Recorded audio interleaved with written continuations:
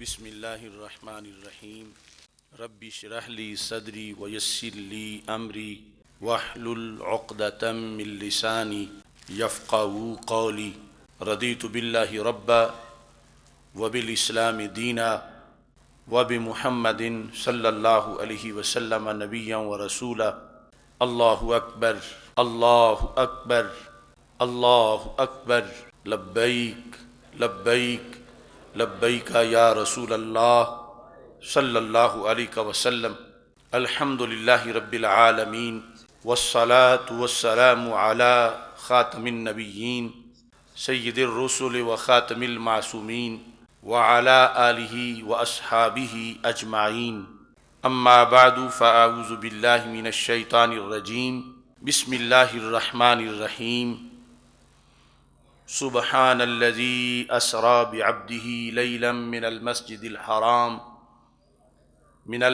الحرام إلى المسجد الأقصى الذي باركنا حوله لنريه من آياتنا إنه هو السميع البصير صدق الله العظيم وصدق رسوله النبي الكريم الأمين ان اللہ وملائکتہ یصلون علی النبی یا ایہا الذین آمنوا صلوا علیہ وسلموا تسلیما الصلاة والسلام علیک یا سیدی یا رسول اللہ وعلی آلک واصحابک یا حبیب اللہ الصلاة والسلام علیک یا سیدی یا خاتم النبیین وعلى آلك وأصحابك يا سيدي يا خاتم المعصومين مولاي صل وسلم دائما أبدا على حبيبك خير الخلق كلهم سريت من حرم ليلا إلى حرمي كما سرى البدر في داج من الظلم رب صل وسلم دائما أبدا علی حبیبک خیر الخلق کلہم الہی بحق بنی فاطمہ کہ برقول ایما کنی خاتمہ اگر دعوتم رد کنی ور قبول منو دست و دامان آل رسول صلی اللہ علیہ وسلم اللہ تبارک و تعالی جل جلالہ وعم نوالہ واتم برہانہ وعظم شانہ وجل ذکرہ وعز اسمہ کی حمد و ثناء اور حضور سرور کائنات مفخر موجودات زینت بزم کائنات دستگیر جہاں غم گسار زماں سید سروراں حامی بے کساں قائد المرسلین خاتم النبیین احمد مجتبیٰ جناب محمد مصطفیٰ صلی اللہ علیہ وآلہ واصحابہ وبارک وسلم کے دربار گوہر بار میں ہدیہ درود و سلام عرض کرنے کے بعد السلام علیکم ورحمۃ اللہ وبرکاتہ۔ رب ذوالجلال کے فضل اور توفیق سے نہایت ہی مقدس معطر منور رات یعنی شب معراج کے موقع پر کوئٹہ کی سرزمین پہ دربار معراج ہال میں عظیم درسگاہ جامعہ اسلامیہ نوریہ کے سالانہ جلسہ دستار فضیلت اور ختم بخاری شریف کے موقع پر اس اجتماع میں ہمیں شرکت کی سعادت حاصل ہو رہی ہے۔ فارغ التحصیل ہونے والے علماء کرام جبہ و دستار زیب تن کیے ہوئے سٹیج پہ رونق افروز ہیں۔ مفتی اعظم بلوچستان محسن ملک و ملت برکت بلوچستان حضرت قبلہ مفتی محمد حبیب احمد نقشبندی صاحب حافظہ اللہ تعالی بنفس نفیس کرسی صدارت پہ جلوہ گر ہیں۔ جگر گوشہ مفتی اعظم بلوچستان حضرت صاحبزادہ مختار احمد حبیبی صاحب زیدہ شرفہ بھی رونق افروز ہیں۔ سٹیج پر پنڈال میں مخصوص نشستوں پر علماء و مشائخ، ائمہ و خطباء، مبلغین، فضلاء کی ایک بہت بڑی تعداد موجود ہے۔ میں یہ سمجھتا ہوں کہ بلوچستان کی سطح پر یہ ایک تاریخی اجتماع ہے۔ کیا مدینہ سے صبا آئی کے پھولوں میں ہے آج کچھ نئی بو، بھینی بھینی پیاری پیاری واہ واہ۔ اہل سنت و جماعت کا یہ گلدستہ، جس میں صرف مجمع پہ ہی نور نور چہرے نہیں، پنڈال بھی نور نور چہروں سے بھرا ہوا ہے۔ یہ گلشن سجانے میں ہمارے نوجوان سکالر شیخ الحدیث علامہ محمد عبد الرازق صاحب حبیبی، آپ کا بہت بڑا کردار ہے۔ قبلہ مفتی اعظم بلوچستان کے زیر سایہ علماء اہل سنت نے دن رات محنت کی۔ تحریک لبیک اسلام کے عہدیداران، کارکنان بھی اس کاوش میں مصروف رہے، جس کے نتیجے میں بڑا تاریخی اجتماع اس وقت کوئٹہ کی سرزمین پر انعقاد پذیر ہے۔ رب ذوالجلال اس کو قبول فرمائے اور خالق کائنات جل جلالہ مزید برکتیں عطا فرمائے۔ جامعہ اسلامیہ نوریہ اپنے رقبے کے لحاظ سے کسی بہت بڑے پلاٹ پر تعمیر نہیں کیا گیا، لیکن اپنے فیض کے لحاظ سے یقیناً یہ صرف بلوچستان کی سطح پر ہی نہیں، پورے پاکستان میں، پوری دنیا میں اس کا فیض جا رہا ہے۔ اور بلوچستان کے شہروں میں، دیہاتوں میں، دور دور تک اس دارالعلوم کے فیض سے مدارس اہل سنت کا ایک نیٹ ورک قائم ہو چکا ہے۔ رب ذوالجلال اس نیٹ ورک کو مزید برکتیں عطا فرمائے، اور یہ جتنے علماء کرام آج فارغ التحصیل ہو رہے ہیں، خالق کائنات جل جلالہ ان کو شرح صدر عطا فرمائے، اور آگے جا کر فیلڈ میں غلبہ اسلام کے لیے، غلبہ اہل سنت کے لیے بھرپور کردار ادا کرنے کی توفیق عطا فرمائے۔ حضرت قبلہ مفتی حبیب احمد نقشبندی صاحب نے اپنے دل کی آواز مدارس اہل سنت کے لحاظ سے جو ان کے دل میں ایک درد ہے، اس کا اظہار کیا۔ مجھے امید ہے کہ زعماء اہل سنت اس پر ضرور توجہ کریں گے۔ اگرچہ آپ یہ فرما رہے تھے کہ آج اگر 200 علماء فارغ التحصیل ہوتے تو کتنا اچھا ہوتا، یقیناً یہ بہت اچھی تمنا ہے، لیکن جن حالات میں یہ 45 علماء کرام تیار ہیں، یہ بھی کوئی چھوٹا کارنامہ نہیں ہے۔ بلوچستان کے مخصوص حالات کے اندر اور اتنی مہنگائی میں یہ بہت بڑا کارنامہ ہے۔ اس کے اندر یقیناً ان علماء کے والدین کا بھی بہت بڑا کردار ہے کہ جنہوں نے انہیں پڑھنے کے لیے فارغ کیا اور ان کی سرپرستی کی، اور پھر آگے دارالعلوم کا کردار ہے کہ انہیں اس منزل تک پہنچایا، معاونین کا کردار ہے۔ رب ذوالجلال سب کی کاوش کو اپنے دربار میں قبول فرمائے۔ آج اس موقع پر مجھے اس وادی بولان کا وہ شعر یاد آ رہا ہے جس کو مناظر اسلام صاحبزادہ افتخار احمد حبیبی کہا جاتا ہے۔ وہ شہید جس نے اپنے علم اور استدلال کے زور سے اہل سنت و جماعت کے نظریات کو اجاگر کیا، اللہ ان کے مرکز پر کروڑوں رحمت نازل فرمائے، اور خالق کائنات جل جلالہ ان کے صاحبزادگان کو ان کا مشن بطریق احسن آگے چلانے کی توفیق عطا فرمائے۔ میں اس بنیاد پر بھی قبلہ مفتی صاحب کو ہدیہ تبریک پیش کرتا ہوں کہ بڑھاپے میں جو اتنا بڑا آپ کے جذبات پر، آپ کی ہمت پر باطل پرستوں نے حملہ کیا، اس کے باوجود آپ نے ہمت نہیں آ رہی، بلکہ آپ کے حوصلے پہلے سے زیادہ بڑھے، اور آپ نے اندھیروں کو دیس نکالا دینے کے لیے اور سویروں کو آباد کرنے کے لیے اپنے جوان سال صاحبزادے کی شہادت کے باوجود، بڑھاپے کے باوجود، علالت کے باوجود آپ کا قدم پیچھے نہیں ہٹا بلکہ آگے ہی بڑھا ہے، اور اللہ کے فضل سے آج اہل سنت و جماعت کا ایک نظریاتی انقلاب بلوچستان کی سطح پہ ہمیں نظر آ رہا ہے۔ میں تمام شہدائے اہل سنت بلوچستان کو خراج تحسین پیش کرتا ہوں۔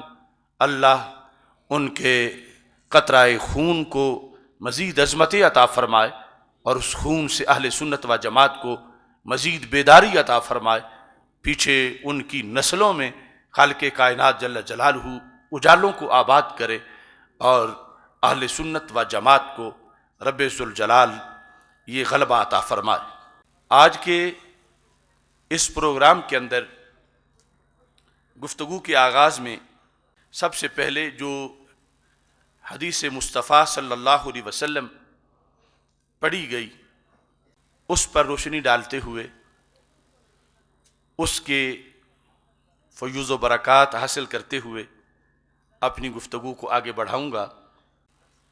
امام المسلمین، امام اہل سنت حضرت سیدنا امام بخاری قدس سر العزیز، آپ نے شورائے آفاق کتاب، جس کو عرف عام میں بخاری شریف کہا جاتا ہے، الجامع الصحیح المسند من حدیث رسول اللہ صلی اللہ علیہ وسلم و سننہ و ایامہ، جس کا پورا نام ہے، یہ کتاب لکھ کر آپ نے آنے والے قیامت تک کے مسلمانوں پر احسان عظیم کیا۔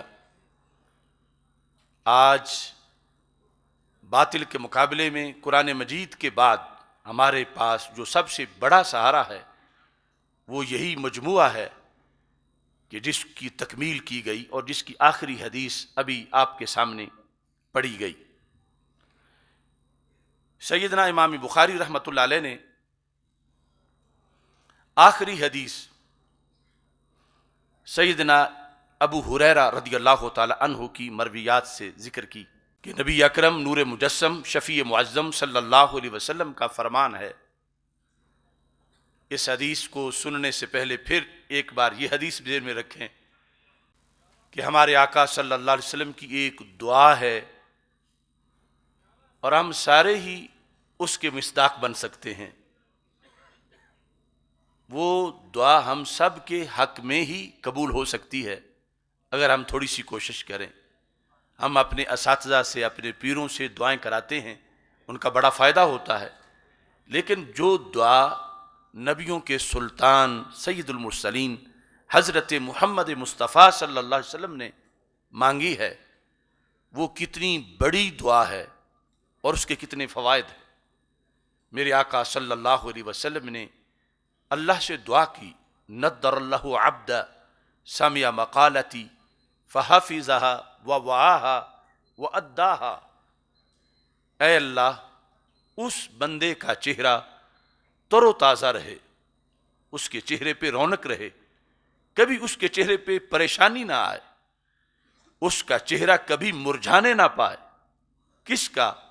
فرمایا من سمع مقالتی، جس نے میری حدیث شریف کو سنا، خواہ مکہ مکرمہ میں سنا یا مدینہ منورہ میں سنا، عرب و عجم میں کسی مقام پہ سنا، کسی محفل میں کسی زمانے میں سنا، سامع مقالتی، میرا فرمان اس نے سنا، فحافظها، تو اس کی قدر کی۔ قدر کیسے کی؟ اسے زبانی یاد کر لیا، صرف ایک بار یاد نہیں کیا، ووعاها، اسے ہمیشہ محفوظ کر لیا، واداها، اور پھر جو ملا اسے وہ فرمان سنا بھی دیا۔ مختصر سے کام ہے، سامعہ، سنا، حافظہ، یاد کیا، ووعاها، محفوظ رکھا، واداها، اور آگے اس کو منتقل کر دیا۔ یہ برکت ہے 14 صدیوں میں حدیث کا قافلہ رکا نہیں۔ آج بھی لوگ گھروں سے اتنی مہنگائی میں، اتنی مصروفیات میں نکلتے ہیں کہ ہم اپنے رسول صلی اللہ علیہ وسلم کے لفظ سنیں، کیونکہ یہ لفظ زندگی بانٹتے ہیں۔ ان الفاظ میں آج بھی قوم کی رفت کا راز موجود ہے، اور آج بھی شوق ہے۔ یہ ختم نبوت صلی اللہ علیہ وسلم کی برکت ہے۔ دنیا میں کوئی بادشاہ، کوئی لیڈر، کوئی فلسفی، کوئی مفکر، اس کے الفاظ کو وہ بقا نہیں ملی جو بقا رب ذوالجلال نے میرے اور آپ کے آقا حضرت محمد مصطفیٰ صلی اللہ علیہ وسلم کے الفاظ کو عطا کی۔ اور سرکار دعا مانگ گئے ہیں اس وقت، اور لسٹ قیامت تک مکمل ہوگی۔ دعا اللہ کے دربار میں ان سب کے حق میں قبول ہوتی جائے گی۔ قیامت کے دن بھی ان کے چہرے نہیں مرجھائیں گے جو کچھ وقت حدیث کے لیے نکالتے ہیں، رسول پاک صلی اللہ علیہ وسلم کا فرمان سنتے ہیں، یاد کرتے ہیں، سناتے ہیں۔ یہ لوگ کتنے عظیم ہیں جو پڑھتے پڑھاتے ان کا سال گزر جاتا ہے۔ ہمیں جو ایک مجلس ایسی نصیب ہو جائے تو ہمیں اللہ کا شکر ادا کرنا چاہیے، اور پھر اپنے معمول کے اندر اس چیز کو داخل رکھنا چاہیے کہ قیامت کے دن جب ہر طرف ویرانیاں ہوں گی، ہولناکیاں ہوں گی، لوگوں کے رنگ اڑ چکے ہوں گے اور پسینے میں ڈوب رہے ہوں گے، لیکن جنہوں نے وقت حدیث کے لیے دیا ہے اللہ ان کو دھوپ نہیں لگنے دے گا، نہ انہیں پسینہ آئے گا، بلکہ خالق کائنات ان کے چہروں کو ندرۃ النعیم کی کریم اور چاندنی عطا فرما دے گا۔ آج یہ وقت اتنا خوبصورت وقت ہمارے پاس اس مقدس رات میں ہمیں میسر آیا ہے، لہٰذا سب نے توجہ کے ساتھ اس پیغام کو سننا ہے، پھر یاد کرنا ہے اور اس کو آگے پہنچانا ہے۔ نبی اکرم نور مجسم شفیع معظم صلی اللہ علیہ وسلم کے جو الفاظ ہیں ٹیکسٹ حدیث کا، وہ سب سے پہلے پیش کر کے پھر اس پر گفتگو مزید کریں گے۔ میرے آقا صلی اللہ علیہ وسلم فرماتے ہیں کلمتان، دو کلمے ہیں۔ ترکیب کے لحاظ سے خبر مقدم ہے، بعد میں اس کی صفات ہیں، پھر مبتدا ہے، اور عمومی طور پر کلام اور گفتگو کرنے کے لحاظ سے یہ سب خطیبوں، مفکرین، دانشوروں کے لیے یہ طریقہ ہے کہ گفتگو کرنی ہو تو اس کا خلاصہ پہلے اجمال کی شکل میں بتا دو، پھر اس کی تفصیل کرو۔ سرکار نے اجمال میں فرمایا دو ہی تو باتیں ہیں، کوئی لمبی چوڑی بات نہیں۔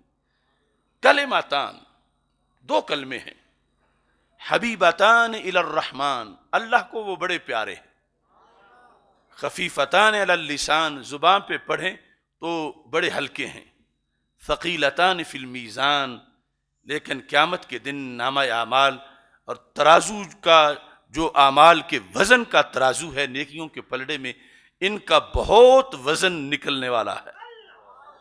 وہ کلمات کیا ہیں؟ سبحان اللہ و بحمدہ سبحان اللہ العظیم۔ سارے میرے ساتھ مل کے پڑھو، سبحان اللہ و بحمدہ سبحان اللہ العظیم۔ اور اسی سے ہی آپ کو یہ مناسبت بھی نظر آ جائے گی کہ شب معراج ختم بخاری رکھنے کا مفتی صاحب نے فیصلہ کس لیے کیا ہے۔ سبحان الذی اسریٰ بعبدہ، اس موسم کے اندر آج ہم سارے ورد کر رہے ہیں سبحان اللہ و بحمدہ سبحان اللہ العظیم، جو رسول اکرم نور مجسم شفیع معظم صلی اللہ علیہ وسلم نے امت کے گناہ جھاڑنے کے لیے کہ اگر سمندروں کی جھاگ جتنے بھی ہوں تو یہ ایسا وظیفہ ہے، یہ پڑھنے سے سارے گناہ اڑ جاتے ہیں اور اللہ پڑھنے والے کے نامہ اعمال کو نیکیوں سے معمور فرما دیتا ہے۔ اس حدیث شریف کے اندر کلماتان، اس میں جو لفظ کلمہ ہے، اب چونکہ ہمارا جو اجتماع ہے اس میں علماء بھی ہیں، طلماء بھی ہیں، عوام بھی ہیں، تو مجھے سب کا لحاظ کرنا ہے۔ کلماتان، دو کلمے ہیں، تو لفظ کلمہ جو ہے اس کے دو معنی ہیں۔ یہ ہمارے علماء طلباء تو جانتے ہیں، کافیے میں پڑھا الکلمۃ لفظ وضع لمعنی مفرد، کلمہ وہ لفظ ہے جو معنی مفرد کے لیے وضع کیا گیا، تو اسم کلمہ ہے، فعل کلمہ ہے، حرف کلمہ ہے، لیکن یہاں کلمے سے مراد یہ مفردات نہیں، بلکہ کلمے سے مراد کلام ہے. جس طرح کہ وہ بھی آپ کہتے ہیں کلمہ شہادت، اس کلمہ شہادت سے مراد صرف ایک حرف نہیں ہوتا، صرف ایک فعل نہیں ہوتا، صرف ایک اسم نہیں ہوتا، بلکہ پورا کلام ہوتا ہے. تو یہاں کلماتان میں جو حدیث شریف میں رسول پاک صلی اللہ علیہ وسلم لفظ استعمال کر رہے ہیں، تو اس تناظر میں جو کلمہ بمعنی کلام ہے، چونکہ آگے ہمارے آقا صلی اللہ علیہ وسلم نے 2 کلام ذکر کیے ہیں. ایک کلام ہے سبحان اللہ و بحمدی، اور دوسرا کلام ہے سبحان اللہ العظیم. یہ دونوں کلام جو ہیں ان کی شان ہمارے آقا صلی اللہ علیہ وسلم نے بیان کی کہ یہ اللہ کو بڑے پیارے ہیں اور ان کا انسان کو بڑا فائدہ ہے. پڑھنے میں اتنا زور نہیں لگتا، کوئی مشقت نہیں ہے، لیکن نامہ اعمال میں اس کی بہت بڑی بہاریں موجود ہیں. کلماتان، 2 کلام. کیسے 2 کلام؟ حبیبتان. حبیبتان حبیبہ کی تثنیہ ہے. حبیبتان یہ فعیلہ بمعنی مفعولہ ہے. کبھی فعیل بمعنی فاعل ہوتا ہے، کبھی فعیل بمعنی مفعول ہوتا ہے. جب فعیل بمعنی فاعل ہو اس کا اور قانون ہے، جب فعیل بمعنی مفعول ہو اس کا اور قانون ہے. بعد والے جو 2 فعیلہ ہیں وہ بمعنی فاعل ہیں. ان میں سے ایک ثقیلتان میں ثقیلہ ہے، خفیفتان میں خفیفہ ہے، وہ دونوں بمعنی فاعل ہیں. لیکن حبیبتان میں یہ فعیلہ بمعنی مفعولہ ہے، مفعول ہے. اور جو فعیل بمعنی مفعول ہو اس میں مؤنث مذکر برابر ہوتے ہیں. یعنی اگر یہاں پر کلماتان حبیبان بھی سرکار فرما دیتے تو پھر بھی درست تھا، کیونکہ یہ وہ ہے جو بمعنی مفعول ہے. مگر مناسبت یہ پیش نظر رکھی چونکہ اگلے جو دونوں ہیں وہ بمعنی فاعل ہیں اور قانون جوازی ہے، تو اس بنیاد پر رسول اکرم صلی اللہ علیہ وسلم نے جو ہے وہ حبیبتان کو ترجیح دی. اور حبیبتان کا مطلب یہ بنا کہ یہ کلمے محبوب ہیں. مطلب کیا؟ جو پڑھے وہ اللہ کا محبوب بن جاتا ہے، جو سمجھے وہ اللہ کا محبوب بن جاتا ہے. اس کلام کو، یہ جو دونوں کلام ہیں، ان کو جو اپنا ورد بنا لے وہ محبوبیت کے درجے پہ فائز ہو جاتا ہے. یہ وہ کلام ہیں جو اتنا بڑا کردار ادا کرتے ہیں کہ جو انہیں پڑھنے کا بندوبست کرتا ہے رب ذوالجلال ان کو پسند کر لیتا ہے اور ان لوگوں کو اپنا محبوب بنا لیتا ہے. یہ حدیث شریف بخاری شریف کے اندر 3 مقامات پر ہے اور یہ ان میں سے آخری اور تیسرا مقام ہے. اور امام بخاری رحمۃ اللہ علیہ ایک حدیث 35 بار بھی لائے ہیں اور ہر بار اس سے نیا مسئلہ اخذ کیا ہے، نیا ترجمۃ الباب بنایا ہے. اور پھر سند بھی نہیں لکھی ہے کہ میرے یہ بھی استاد ہیں، میرے یہ بھی استاد ہیں. اور وہ تکرار نہیں کہ جو بلا فائدہ ہوتا ہے، ایسا تکرار کیا کہ اس تکرار میں بھی نکھار ہے اور ہر جگہ اس کے نئے فوائد ذکر کیے. یہاں جو ترتیب ہے حدیث کی وہ اور ہے. باقی جو 2 مقامات ہیں وہاں پر ترتیب حدیث کی اس کے علاوہ ہے. یہاں کی جو ترتیب ہے اس میں سب سے پہلے ہے حبیبتان الی الرحمن. اب یہ بھی ہمارے آقا صلی اللہ علیہ وسلم کا گفتگو کے اندر ایک تو خود جو گفتگو ہے وہ سبق ہے بہت بڑا، دوسرا گفتگو کا انداز بھی بہت بڑا سبق ہے مبلغین کے لیے.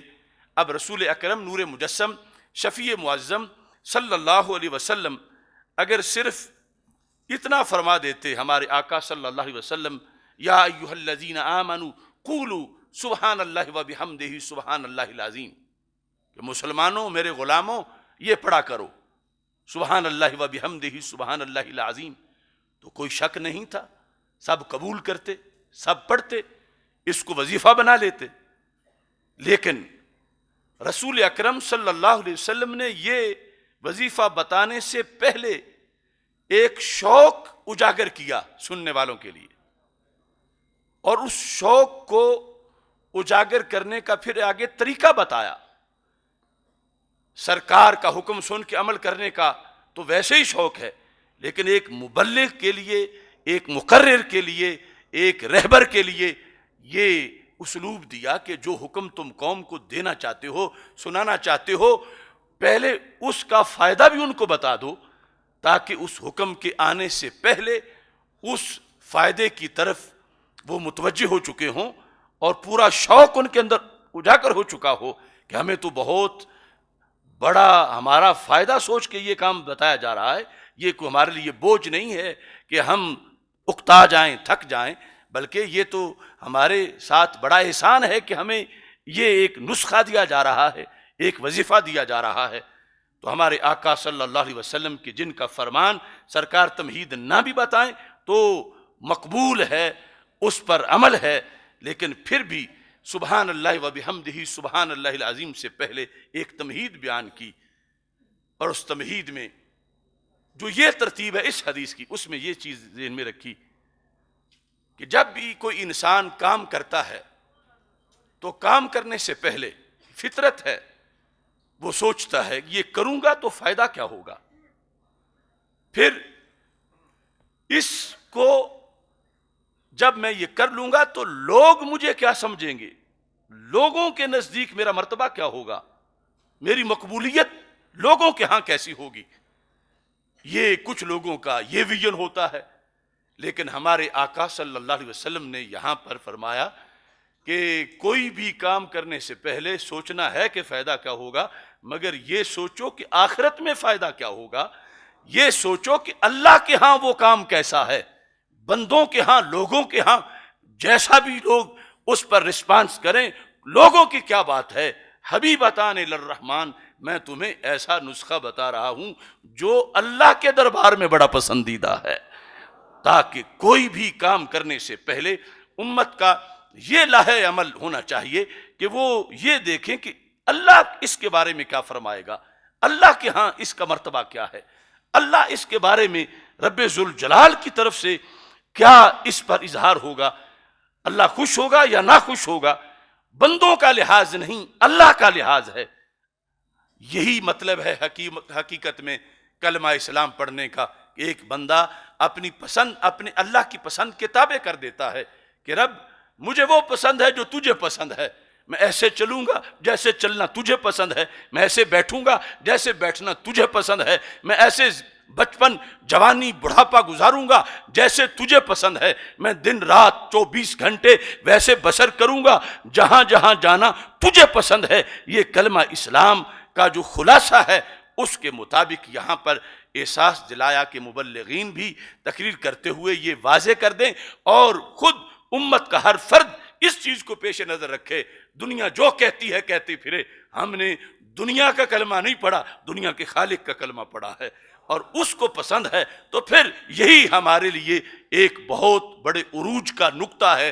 تو رسول اکرم نور مجسم شفیع معظم صلی اللہ علیہ وسلم نے حبیبتان الرحمن سب سے پہلے اس کو ذکر کیا کہ کلمے تمہیں اللہ کا محبوب بنا دیں گے، رب کو وہ بڑے پیارے۔ پھر یہ بھی ایک فطرت ہے کہ انسان سوچتا ہے اس پہ وقت کتنا لگے گا، میں جو کام کرنے لگا ہوں اس پہ مشقت کتنی آئے گی، تو پھر جا کے فیصلہ کرتا ہے کہ میں کم مشقت والا پہلو اختیار کروں، زیادہ کمر توڑ مشقت میں نہ پڑ جاؤں۔ تو یہاں پر ہمارے آقا صلی اللہ علیہ وسلم نے اس سٹیپ پر دوسرے نمبر پہ فرمایا خفیفتان علی اللسان، زبان پر تو ان کا کوئی بوجھ ہی نہیں ہے، اس میں تو کوئی تمہیں تھکاوٹ نہیں ہوگی، یہ کام ضرور کرو کیونکہ کرنے میں آسان بڑا ہے۔ پہلے ترجیح یہ ہے کہ رب کو پیارے بڑے ہیں یہ کلمات، پھر یہ ہے کہ ادائیگی میں یہ ان کے اندر آسانی بڑی ہے، تو اس لحاظ سے بھی ضرور یہ وظیفہ کرنا چاہیے۔ پھر بندہ سوچتا ہے چلو اب آگے نتیجے میں فائدہ کیا ہوگا، تو قیامت کے دن جب کوئی کسی کا پرسان حال نہیں ہوگا، اور جب زمین سونے کی بھری ہوئی بھی کوئی پیش کرنا چاہے تو کفارہ نہیں بن سکے گی، نامہ اعمال کا وزن نہیں بنے گا، تو پاک محبوب صلی اللہ علیہ وسلم نے فرمایا ثقیلتان فی المیزان، یہ اس دن تمہیں وزن دیں گے جب زمین سونے کی بھری ہوئی دینے سے بھی وزن نہیں نکلے گا، لیکن ان کلمات کا وزن تیرے نامہ اعمال میں نظر آ جائے گا۔ تو کلمات بتانے سے پہلے یہ طریقہ بھی مبلغین کو اس سے ضمناً بتا دیا کہ کوئی بھی مشکل کام یا فریضہ احکام شریعت کے جو چیزیں ہیں جو حکمت سمجھ کسی میں آ سکتی ہے تو اس کو بتا دیا جائے تاکہ اس سے آسانی پیدا ہو جائے عمل کے لحاظ سے، اور اس میں شوق پیدا ہو جائے، اور اس شوق کی بنیاد پر پھر اس کام کو کیا جائے۔ اب رسول اکرم نور مجسم شفیع معظم صلی اللہ علیہ وسلم محتاج نہیں کہ پہلے اس طرح کے فوائد بتائیں تو پھر امت مانے۔ آپ کا فرمان تو ویسے بھی سر آنکھوں پر ہے، لیکن آخر اس میں تعلیم بھی دینی تھی امت کے ائمہ کو، علماء کو، رہبروں کو، تاکہ یہ حکمتیں احکام کی جو مختلف احکام ہیں ان کو اجاگر کیا جائے۔ تو رسول اکرم نور مجسم شفیع معظم صلی اللہ علیہ وسلم نے اس لیے پہلے تمہید کے اندر ان چیزوں کو بیان کیا، اور پھر جو حکم تھا وہ واضح فرمایا، سبحان اللہ و بحمدہ سبحان اللہ العظیم۔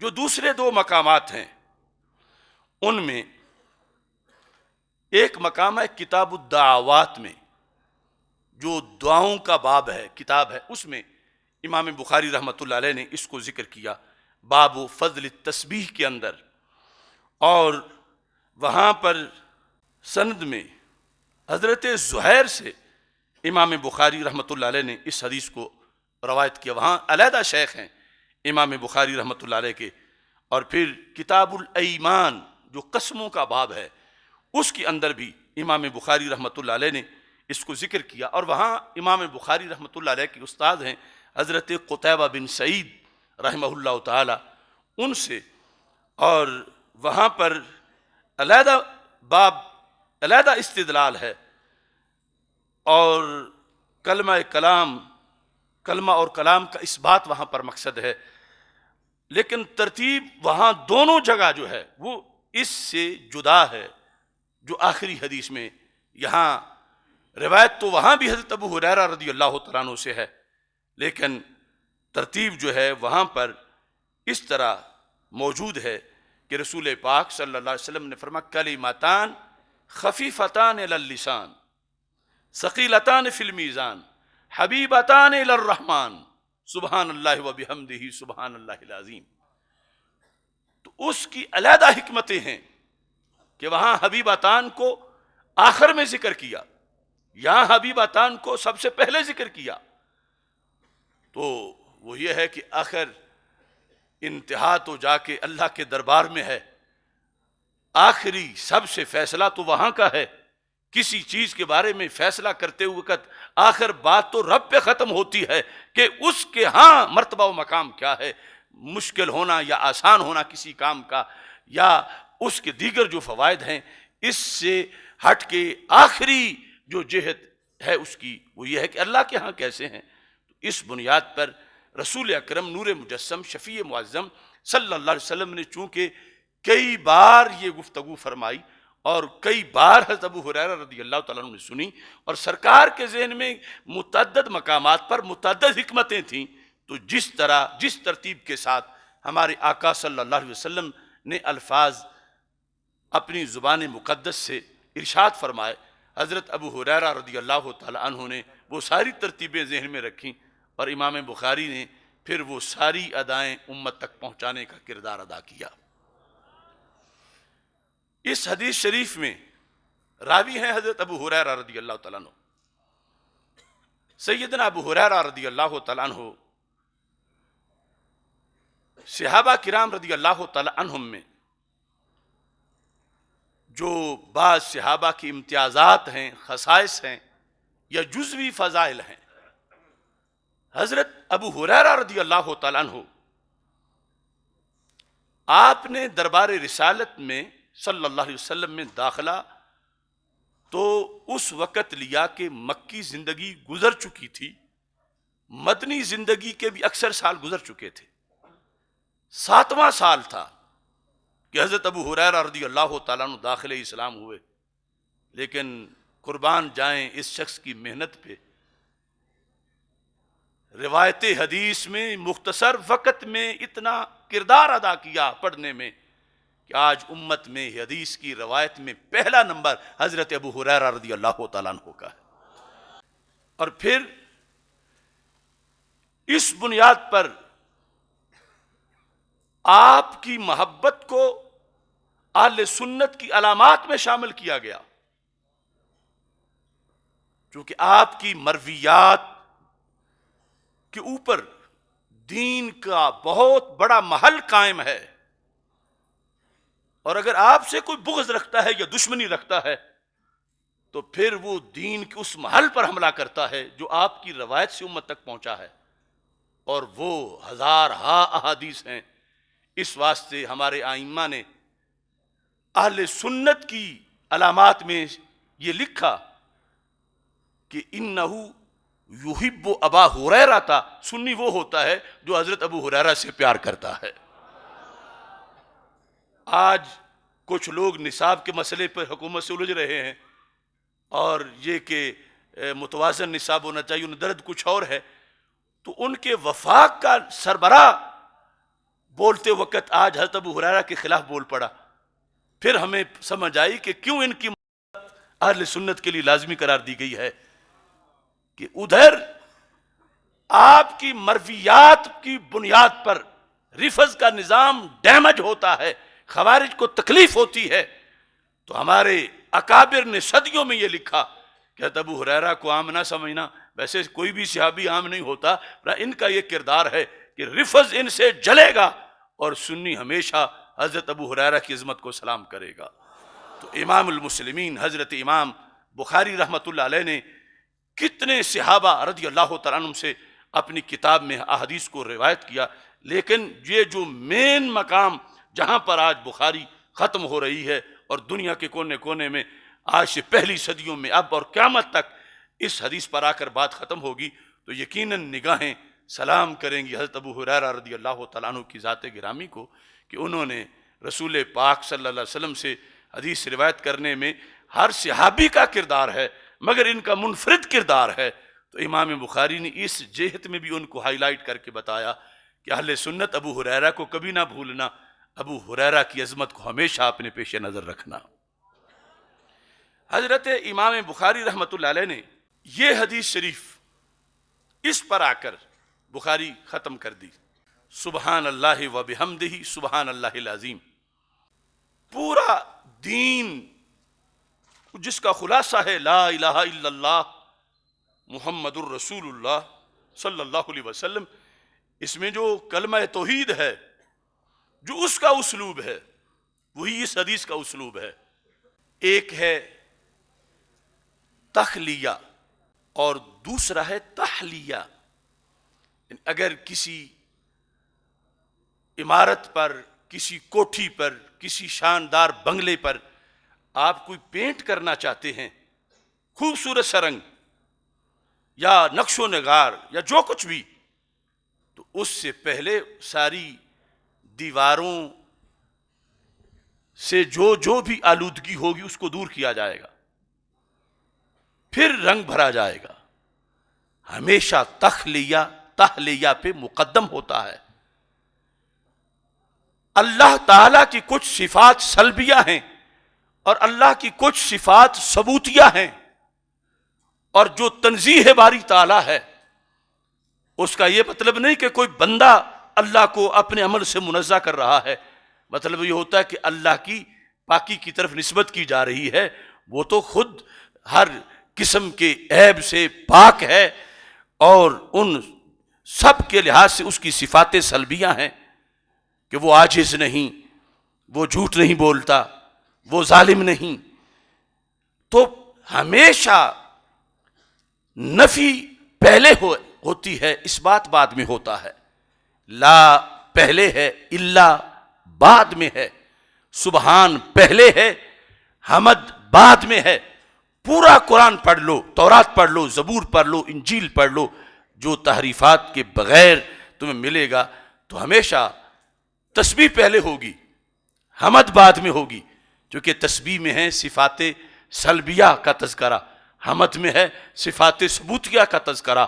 تو خالق کائنات کی اسی اصول پر رب ذوالجلال نے قرآن مجید میں، جو اگرچہ ترتیب بعد میں دی گئی مگر سورہ اسراء جو ہے، سبحان الذی اسریٰ بعبدہ لیلا من المسجد الحرام، یہ سبحان پہلے ہے اور اس کے بعد ہے الحمدللہ الذی، جو اس کے متصل بعد دوسری صورت ہے، اس میں حمد کا تذکرہ ہے۔ اذا جاء نصر اللہ والفتح ورأیت الناس يدخلون فی دین اللہ افواجا فسبح بحمد ربک واستغفرہ انہ کان توابا۔ جہاں بھی دیکھو یہ پورے دین کے اندر جو نظام تھا اسی کے لحاظ سے آخری حدیث بھی منتخب کر کے لے آئے امام بخاری کے سرکار فرماتے ہیں پڑھو تو یوں پڑھو سبحان اللہ وبحمدہ، پہلے تسبیح ہے بعد میں تحمید ہے، کلمے سے لے کر یہاں تک کہ اہل جنت کی گفتگو جو جنت میں ہے وہ کس پہ ختم ہوگی؟ وآخر دعواہم ان الحمد للہ رب العالمین، حمد پر جا کر آخری بات ختم ہو جائے گی۔ تو یہ ہمارے اکابرین کا ویژن ہے کہ ہر جہت کے اندر اس پورے نظام کو سامنے رکھ کر گفتگو کرتے ہیں، اور سرکار سے یہ طریقہ اخذ کر کے یہ اس انداز میں وظیفہ دے دیا، سبحان اللہ وبحمدہ سبحان اللہ العظیم۔ باب جو ہے اگرچہ اس کی تشریحات علیحدہ ہیں اور کچھ ذرا مشکل بھی ہیں، لیکن آخری باب اعمال کے وزن کا باب ہے، اس پر بات ختم ہوئی۔ کہاں کہاں سے سیر کرائی امام بخاری نے امت کو، کیا کیا گلدستے ہیں جہان بخاری کے اندر، کیا کیا گلشن ہیں۔ یہ 2 جلدوں کے اندر شروع کیا تو انما الاعمال بالنیات سے شروع کیا، ختم کیا تو وزن عمل پہ ختم کیا، تو پوری بخاری کو ایک جملے میں بند کر دیا کہ بخاری کیا ہے؟ بخاری وہ کتاب ہے کہ جس میں یہ سبق ہے کہ عمل قبول کیسے ہوتا ہے اور عمل کا قیامت کے دن وزن کیسے بنتا ہے۔ اگر نیت درست نہیں تو عمل قبول نہیں۔ تو انما الاعمال بالنیات پہلے لکھا، پھر جتنے ابواب ہیں وہ عمل اور اس کی قبولیت کے سارے طرق ہیں، اور آخر میں یہ ہے کہ مقصود تو یہ ہے کہ قیامت کے دن عمل کھوکھلا نہ ہو، عمل کا وزن ہو۔ تو اس بنیاد پر وزن کے بارے میں پورا باب قائم کر دیا، اس میں آیات بھی لکھیں اور پھر یہ حدیث ضمن میں لے آئے۔ چونکہ امام بخاری امام اہل سنت ہیں، اور امام اہل سنت نے عقائد اہل سنت آغاز سے اختتام تک اس پر بھی توجہ دی، اگر عقیدہ درست نہ ہو تو کوئی عمل قبول نہیں۔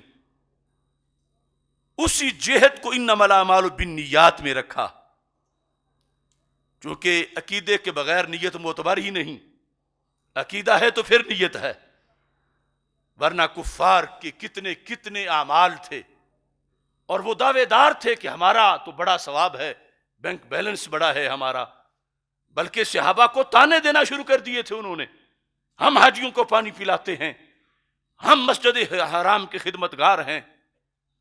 تو رب ذوالجلال نے ان کے تانوں کے جواب میں صحابہ کی حمایت میں یہ آیت نازل کر دی جو 10ویں پارے میں ہے، اجعلتم سقایۃ الحاج و عمارت المسجد الحرام کمن آمن باللہ۔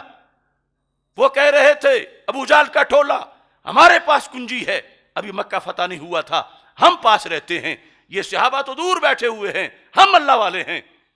تو رب ذوالجلال نے فرمایا وہ دور بیٹھ کے بھی اللہ والے ہیں اور تم چابی پکڑ کے بھی اللہ والے نہیں ہو، کیونکہ قیامت تک ایسی مثالیں آنی جانی تھیں۔ فرمایا کیا حاجیوں کو پانی پلانا اور مسجد حرام کی اینٹیں لگانا یہ تم صدیق اکبر کے ایمان جیسا بنا رہے ہو، یہ مولا علی کے ایمان جیسا اس کو بنا رہے ہو؟ ایمان ہوگا تو پھر یہ ساری چیزوں کا ثواب ہے، اگر ایمان نہیں تو کسی چیز کا کوئی ثواب نہیں۔ اور واضح کر دیا رب ذوالجلال نے کسراب بقیۃ یحسبہ الظمآن ماء، کہ تمہارے سارے عمل یوں ہیں، چونکہ تم کافر ہو، ایمان نہیں، عقیدہ صحیح نہیں تو تمہارے عمل جو تم لنگر کھلاتے ہو، حاجیوں کو پانی پلاتے ہو، جو جاہلیت کا حج تھا، جو کچھ کرتے ہو، یہ تو کسراب بقیۃ یحسبہ الظمآن ماء، دوپہر کا وقت ہو اور صحرا ریت کا، اس پر سورج کی کرنیں پڑ رہی ہوں تو لگتا ہے کہ سمندر ٹھاٹھے مار رہا ہے، قریب جائیں تو سمندر تو کیا ایک موج بھی نہیں ہوتی، موج تو کیا ایک قطرہ بھی نہیں ہوتا۔ تو کہا ابو جہل کے ٹولے تم جو کچھ بھی کر لو ایک قطرہ بھی نہیں تمہارے پاس، چونکہ ایمان نہیں، ایمان آتا ہے تو پھر عمل کی قبولیت جو ہے وہ شروع ہوتی ہے، ایمان کے لحاظ سے وزن بنتا ہے۔ اگر ایمان نہیں، فرمایا فلا نقیم لہم یوم القیامت وزنا، پھر قیامت کے دن کوئی وزن نہیں نکلے گا کسی عمل کا، خواہ کوئی نماز پڑھ رہا ہو، روزہ رکھ رہا ہو، حج کر رہا ہو، زکوٰۃ دے رہا ہو۔ اگر عقیدہ ہے تو پھر عمل ہے، پھر مقبول ہے، پھر نجات ہے۔ تو امام بخاری رحمۃ اللہ علیہ نے اول سے آخر تک اس اسلوب کو معین کیا۔ اقبال نے کہا تھا پس نخستی بائدت تطہیر فکر، بعد ازاں آسان شود تعمیر فکر، سب سے پہلے فکر کی تطہیر ضروری ہے، تطہیر ہو جائے تو پھر تعمیر بھی ہو جاتی ہے، اور اگر فکر کی تطہیر ہی نہ ہو اور کتا کنویں کے اندر ہی پڑا رہے بد عقیدگی کا، تو پھر اس کا کوئی فائدہ نہیں ہوتا۔ تو امام بخاری رحمۃ اللہ علیہ نے ایک تو معتزلہ کا رد کیا جو کہہ رہے تھے کہ وزن ہوگا ہی نہیں، اور یہ کہ اعمال آراز ہیں یہ تو ختم ہو جاتے ہیں، کیسے پھر ان کا وزن بنے گا؟ چونکہ جن کا کچھ نہیں تھا وہ بہانے تلاش کر رہے تھے۔ تو امام بخاری نے آیات بھی پیش کی اور پھر اس حدیث سے پیش کیا کہ سرکار فرماتے ہیں نامہ اعمال میں وزن نکلے گا۔ تو اگر عمل عرض ہے اور فنا ہو گیا ہے اور وزن ہونا ہی نہیں حقیقی طور پر، تو پھر وزن کیسے نکلے گا؟ تو واضح کیا ترازو بھی حقیقی ہوگا، عمل کو خود رب چاہے تو کیا رکاوٹ ہے وہ عمل کو جسم عطا کر دے، یا عمل کو کسی جسم والی چیز میں داخل کر کے پھر اس کا وزن کر لیا جائے۔ تو وزن اعمال اہل سنت کا جو نظریہ تھا اس پر آخری باب قائم کرتے ہوئے امام بخاری رحمۃ اللہ علیہ نے واضح کیا کہ میری کتاب اول سے آخر تک اہل سنت و جماعت کے نظریات کی علمبردار ہے۔ اس میں یہ چیز بھی پیش نظر رہے، خود امام بخاری رحمۃ اللہ علیہ کیا عقیدہ رکھتے تھے، کس نظریے پر تھے۔ میں صرف بخاری لکھنے میں جو آپ کا انداز تھا، چونکہ 16 سال لگے، آج 16 گھنٹے دینا مشکل ہے، امام بخاری نے 16 سال اس کتاب کے لیے دیے، اور پھر اس کے جو ہیڈنگ ہیں وہ مدینہ منورہ میں ریاض الجنہ میں بیٹھ کے پھر مواجہ شریف کے سامنے لکھے، کچھ کام مسجد نبوی شریف میں کیا۔ 16 سال تک اتنا طویل وقت کس ادا میں لگے ہوئے تھے؟ تو آپ کے جو پرسنل سیکرٹری بھی تھے، شاگرد بھی تھے، محمد بن نبی حاتم، وہ اس کی وجہ بیان کرتے ہیں۔ یہ وجہ ارشاد الساری میں بھی ہے، فتح الباری میں بھی ہے، عمدۃ القاری میں بھی ہے، اس کے میں 25 سے زائد حوالہ جات پیش کر سکتا ہوں۔ اور پھر آج جو عقیدے کی بنیاد پہ ہم سے الجھتے ہیں لیکن بخاری کے وارث بننے کے دعوے دار بھی ہیں، انہوں نے بھی وہ عمل امام بخاری کا لکھا ہے، اور وہ عمل اگر مقبول ہو سکتا ہے تو اس فکر پہ ہو سکتا ہے جس کو بعد میں آ کے فکر امام احمد رضا بریلوی کہا گیا۔ امام ذہبی نے بھی اس کو سیر اعلام النبلاء میں لکھا۔ آپ فرماتے ہیں ما وضعت فی کتابی الصحیح حدیثا الا اغتسلت قبل ذلك وصلیت رکعتین۔ امام بخاری کہتے ہیں میں نے اپنی بخاری شریف میں ہر حدیث سے پہلے، نکرہ تحت النفی ہے، ہر حدیث سے پہلے میں نے 2 شرطیں پوری کی ہیں۔ ہر حدیث سے پہلے کیا شرطیں پوری کی ہیں؟ کہتے ہیں الا اغتسلت قبل ذلك وصلیت رکعتین، ہر حدیث سے پہلے میں نے غسل بھی کیا ہے اور میں نے 2 رکعت نفل بھی پڑھے ہیں۔ اب سوچو 16 سال کیوں لگے؟ اب دیکھو امام بخاری کا نظریہ کیا ہے۔ اب دیکھو کہ بخاری پڑھانے کا حق کون ادا کر سکتا ہے، کس مسلک اور کس عقیدے پر ختم بخاری کیا جا سکتا ہے۔ آج جو ہم سے دلیلیں پوچھتے ہیں جھنڈیاں لگانے کی، دلیلیں پوچھتے ہیں میلاد شریف میں چراغاں کرنے کی، وہ اپنی جگہ دلیلیں ہمارے پاس ہیں، لیکن میں کہتا ہوں جس بیس پر امام بخاری کی بخاری بدعتی کی روایات نہیں اور معتبر ہیں، امام بخاری کی بخاری مقبول ہی اسی نظریے پہ ہو سکتی ہے جس نظریے پہ آج بھی سنی عید میلاد النبی کی تقریبات مناتا ہے۔ ہم نے کوئی صلاۃ المیلاد نہیں گھڑی کہ 2 رکعت نماز میلاد، وہ چیزیں جن پر اعتراض ہے ان کو، اس کے مقابلے میں کسی کام کے لیے شوق میں آ کر اپنی محبت میں کوئی نماز گھڑ لینا، اور اس کا گھڑنے کا مطلب ہے اپنی طرف سے بنا کے اس کا التزام اپنے اوپر کرنا۔ تو امام بخاری ایک دین کا کام کرنے لگے، ان کے پہلے مثالیں موجود تھیں، دین کے کام میں کہا میں حدیث لکھوں گا، لیکن ہر حدیث سے پہلے میں غسل کروں گا، صرف وضو نہیں، میں غسل کروں گا۔ یہ دیوبند کے ہر درس میں ختم بخاری جن شروحات سے وہ کرتے ہیں وہاں بھی یہ حدیث لکھی ہوئی ہے، نجد کے شارحین نے بھی لکھی ہے، پہلے ائمہ جو ہیں انہوں نے بھی لکھی ہے کہ امام بخاری کا شوق دیکھو، ما وضعت فی کتابی الصحیح حدیثا الا اغتسلت قبل ذلك وصلیت رکعتین، میں نے ہر حدیث سے پہلے 2 رکعت نفل بھی پڑھے، میں نے غسل بھی کیا۔ اب یقیناً امام بخاری یہ کام ثواب کے لیے کر رہے تھے، معاذاللہ عذاب کے لیے تو نہیں کر رہے تھے، دین سمجھ کے کر رہے تھے، فیشن رسم رواج کے لیے نہیں کر رہے تھے۔ جو لیٹسٹ تعریف ہے بدعت کی ان بدعت کے حواریوں کے ہاں، وہ پوری فٹ آتی ہے امام بخاری پر، اور ادھر یہ اصول ہے کہ بدعتی کو تو روایت معتباری نہیں ہوتی، تو پھر بخاری کوئی اور ڈھونڈیں وہ، یا پھر بخاری والا مسلک اپنائیں۔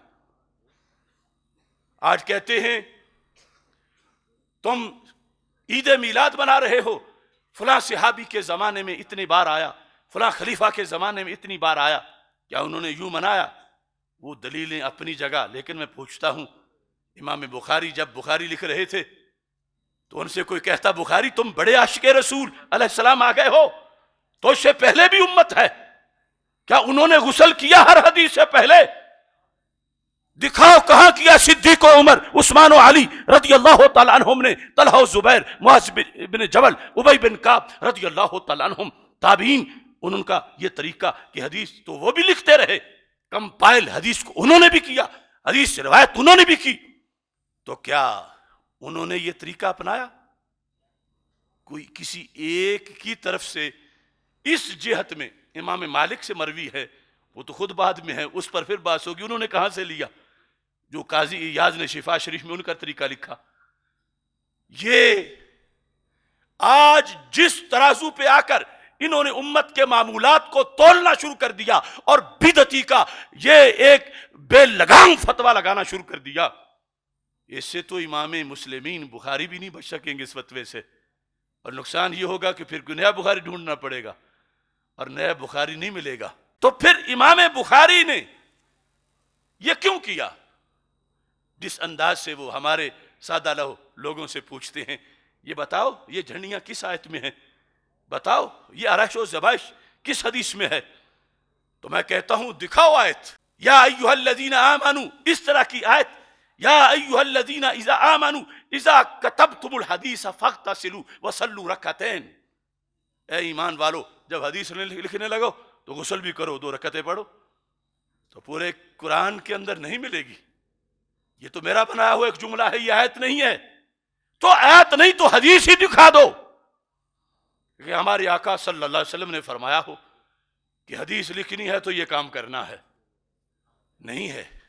چلو حدیث نہیں، خلفائے راشدین کا فیصلہ دکھا دو، وہ بھی نہیں، عام کسی صحابی کا فیصلہ دکھا دو، وہ بھی نہیں، تو پھر تم اسی پر تو سب عالم اسلام کو بدعتی بنا رہے ہو۔ کہ جو کرتے ہو یہ نہ قرآن میں ہے، نہ حدیث میں ہے، نہ صحابہ نے کیا، تم کر رہے ہو۔ بخاری نے جو کیا پہلے اس میں بات کر لو۔ بخاری بدعتی نہیں، یہ میں کہتا ہوں، وہ سنی ہے اور اہل سنت کے امام ہیں۔ اور طریقہ یہ ہے کہ ہر جزی کا آیت میں آنا یہ ضروری نہیں۔ قرآن قانون ہے، حدیث قانون ہے، وہاں کلیات ہیں، کلیات سے جزیات کا حکم اخذ کیا جاتا ہے۔ تو جب اللہ فرما رہا ہے وَتُعَزِّرُوهُ وَتُوَقِّرُوهُ، تو امام بخاری سمجھ گئے کہ رب جن کی ذات کی تعظیم کا حکم دے رہا ہے تو ان کی بات کی تعظیم کا بھی حکم دے رہا ہے۔ دنیا بادشاہوں کے قصے لکھے گی، ان کی باتیں لکھے گی، میں اپنے عشق سے ایسا لکھوں گا کہ زمانہ حیران رہ جائے گا۔ یہ ان کا عشق، ان کا کمال تھا، اور وہ سیدنا صدیق اکبر سے بڑے عاشق نہیں تھے، نہ ہیں، اور یہ کام کرنا بھی جائز ہے۔ کیوں؟ حضرت صدیق اکبر رضی اللہ تعالیٰ عنہ کو ان سورسز سے عشق کی تسکین کا سامان بنانے کی تو ضرورت ہی نہیں تھی۔ وہ تو آنکھ کھولتے تھے، سرکار کا چہرہ سامنے تھا۔ یہ بعد والے ہیں کہ وضو کریں، غسل کریں، تصور میں بیٹھیں، درود شریف پڑھیں، کہ وہ تو وقت نہیں ملا، کم از کم ایسا ہی کر لیں۔ تو جس بیس پر صحیح بخاری کسی بدعتی امام کی کتاب نہیں، اسی بیس پر عید میلاد النبی صلی اللہ علیہ وسلم منانا اس انداز میں جس میں منایا جا رہا ہے، یہ کسی بدعتی کا کام نہیں، امام بخاری کے پیروکار سنی کا کام ہے۔ إِلَّا اغْتَسَلْتُ قَبْلَ ذَلِكَ وَصَلَّيْتُ رَكَعَتَيْنِ، کہتے ہیں دین میں ہو، نیا ہو، ثواب سمجھ کے کیا جائے، وہ بدعت ہے۔ ہر ایسا کام تو یہ دین میں بھی ہے، پہلوں کے لحاظ سے نیا بھی تھا اور ثواب سمجھ کے کیا جا رہا تھا، مگر بدعت نہیں تھا، بلکہ اللہ کے کلی حکم کے ضمن میں یہ بات آ رہی تھی۔ ہم بھی کہتے ہیں کہ کوئی ایسا نیا کام جو تصادم کر رہا ہو قرآن و سنت سے، ہم ایسے میلاد کے اندر ایسے خرافات کے قائل نہیں ہیں، نہ اس کی اجازت دیتے ہیں، لیکن یہ جس بیس پر آ جا کر یہ ساری امت پر فتوے داغ رہے ہیں، ان کو سوچنا چاہیے کہ امام بخاری کا ویژن کیا ہے۔ بلکہ صحیح بخاری شریف میں امام بخاری رحمہ اللہ تعالیٰ نے جب حضرت خبیب رضی اللہ تعالیٰ عنہ کی حدیث ذکر کی، جو حدیث نمبر 3045 ہے، حضرت خبیب رضی اللہ تعالیٰ عنہ جب آپ کی شہادت کا وقت قریب تھا، گرفتار تھے، آپ کو جب شہادت کے لیے ایک جگہ پہنچایا گیا تو آپ نے فرمایا ضرونی ارکع رکعتین، مجھے چھوڑو میں 2 رکعتیں پڑھ لوں۔ شراب عشق احمد میں کچھ ایسی کیف و مستی ہے کہ جان دے کر بھی 1-2 بوند مل جائے تو سستی ہے۔ سنت کے لیے جان دینے والے ہیں، دین کے لیے، لیکن پھر بھی جی نہیں بھرا کہ پہلے میں یہ نماز والا طریقہ تو پورا کر کے جاؤں، نفل ضروری ارکع رکعتین۔ وہ مشرک تھے لیکن پھر بھی رحم آ گیا، فترکوہ، یہ بخاری شریف میں چھوڑ دیا کہ چلو 2 رکعت پڑھ لو۔ فرکع رکعتین، 2 رکعتیں پڑھی، سلام پھیر دیا، فرمایا لولا ان تظنوا، اگر تمہیں یہ بدگمانی نہ ہو جاتی میرے بارے میں، ما بھی جزعون، کہ میں گھبرا گیا ہوں موت سے اور میں نے نمازیں شروع کر دی ہیں، اگر یہ بدگمانی نہ ہوتی میں بڑی لمبی نماز پڑھتا، لیکن آج مقام شہادت ہے، کہیں لمبی نماز آر نہ بن جائے۔ میں قیامت تک امت کی تاریخ میں ایسا کسی کو موقع نہیں دینا چاہتا کہ یہ موت سے ڈر کے نمازیں شروع کر دیتے ہیں لمبی لمبی، کہا میں نے چھوٹی ہی پڑھ لی ہے، دل تھا کہ میں لمبی نماز پڑھتا، لطولتها، اگر یہ اعتراض نہ ہونا ہوتا تو میں لمبی پڑھتا۔ یہ حدیث جب امام بخاری نے لکھی تو اس پر امام بخاری رحمۃ اللہ علیہ نے اپنا فیصلہ لکھا، کہتے ہیں فکان خبیب ہوا سن الرکعتین لکل امرئ مسلم قتل صبرا، کہتے ہیں حضرت خبیب نے قیامت تک کے مسلمانوں کے لیے ایک سنت بنا دی. خبیب نہ اللہ ہیں نہ اللہ کے نبی ہیں. قرآن میں نہیں کہ شہادت کا وقت ہو تو نماز پڑھو، حدیث میں نہیں کہ شہادت کا وقت ہو تو نماز پڑھو. اور حضرت خبیب نے پہلے دن شروع کی. امام بخاری کہتے ہیں میں خبیب کو بدعتی نہیں کہوں گا. امام بخاری کے لفظ ہیں، فرماتے ہوا سن رکعتین، کہ خبیب نے تو 2 رکعتیں سنت بنا دی. خبیب نے، حضرت خبیب رضی اللہ تعالی عنہ کے اس عمل نے جو جزئی طور پر یہ لفظ یہ رکعتیں نہ قرآن میں ہیں نہ سنت میں ہیں، لیکن صحابی نے اپنے طور پر وہ پڑھی ہیں. امام بخاری کا نظریہ کیا ہے کہ صرف ان کے لیے کیا جائز تھی، باقی کے لیے جائز نہیں. فرمایا نہیں، قیامت تک کے لیے خبیب کو سامنے رکھو اور یہ سنت ادا کرنے کا طریقہ سمجھ لو. کہاں گئی وہ بدعت کی گھنونی تعریف کہ جس کی وجہ سے اہل سنت پر الزامات کی بوچھاڑ کی جاتی ہے. یہ صحیح بخاری پڑھو اور اس میں یہ واضح طور پر نظریہ ہے امام بخاری رحمۃ اللہ علیہ کا. کس چیز کو وہ سنت کہہ رہے ہیں؟ اسے ان کا بیانیہ بدعت کہتا ہے. جس عمل کو یہ بدعت اور عامل کو بدعتی قرار دے رہے ہیں، امام بخاری اسی کو سنت اور عمل کرنے والے کو سنی قرار دے رہے ہیں. اس لیے میں کہتا ہوں یہ زمین بھی سنی ہے، وہ آسمان بھی سنی ہے، جلوائے خورشید سنی، کہکشاں بھی سنی ہے، قطرہ شبنم بھی سنی، باغباں بھی سنی ہے، لفظ کی تاثیر سنی، داستاں بھی سنی ہے، مایہ ملت بھی سنی، نگہباں بھی سنی ہے. اہل سنت کے جیالو باندھ لو گر تم کمر، نظر آئے گا تمہیں سارا جہاں ہی سنی ہے.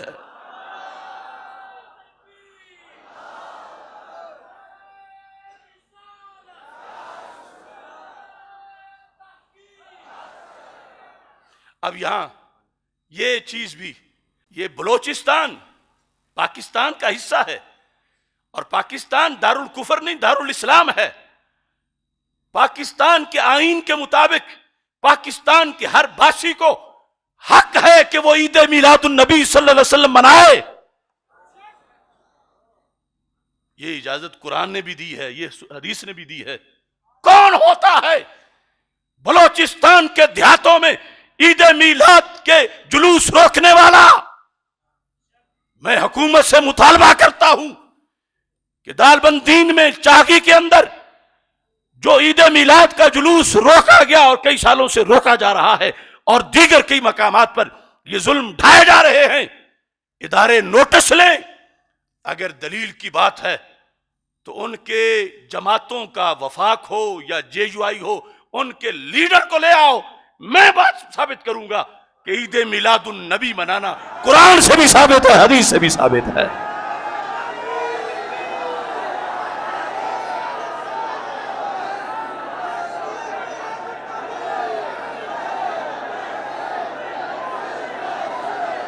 یہ ظلم ہو رہا ہے اہل سنت و جماعت پر، اور کسی کو اگر یہ گھمنڈ ہے ہمارے اہل سنت ہونے پر تو ڈاکومنٹس پہ بات ہوگی، میرٹ پہ بات ہوگی کہ کون سنی ہے.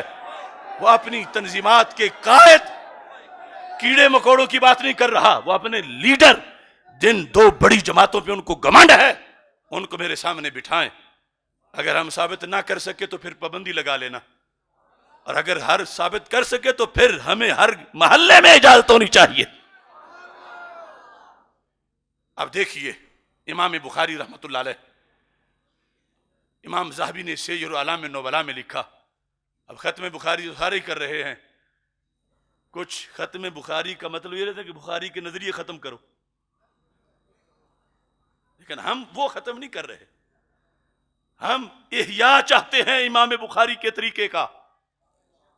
ان کا نظریہ تعلیم کیا ہے کہ جب کلاس ہو رہی ہو، قال رسول اللہ صلی اللہ علیہ وسلم پڑھا جا رہا ہو تو کیا نظریہ ہونا چاہیے؟ کوئی خاران میں بیٹھا ہے، دالبندین میں بیٹھا ہے، چاغی میں بیٹھا ہے، کوئٹے میں بیٹھا ہے، 15ویں صدی ہے، حدیث پڑھ رہا ہے، پڑھا رہا ہے. تلاش ہے کہ ایسے ہو جیسے امام بخاری پڑھا کرتے تھے. تو سیر اعلام النبلاء میں امام ذہبی نے لکھا، سند کے ساتھ لکھا، محمد بن ابی حاتم جو امام بخاری کے سیکٹری بھی تھے، شاگرد بھی تھے، وہ کہتے ہیں میں امام بخاری سے حدیث لکھ رہا تھا اور لکھتے لکھتے گھنٹہ گزرا، 2 گھنٹے گزر گیا، 3 گھنٹے گزر گیا، لمبا وقت گزر گیا. تو امام بخاری نے اپنے شاگرد کو تسلی بھی دی، اپنا عقیدہ بھی بتایا. انہوں نے بتایا تو آج دربار مہرج حال میں ہم بھی بتا رہے ہیں، اور یہ ہماری سند ہے امام بخاری تک. امام بخاری رحمت اللہ علیہ نے کیا فرمایا؟ کہتے ہیں طب نفسا، جیتے رہو میرے شاگرد، خوش رہو. کیا مقام ہے تمہارا، کیا شان ہے. اب میں سارے مجمع کو کہتا ہوں، جیو، خوش رہو. امام بخاری کہتے ہیں حدیث سنتے وقت یہ نظریہ رکھو.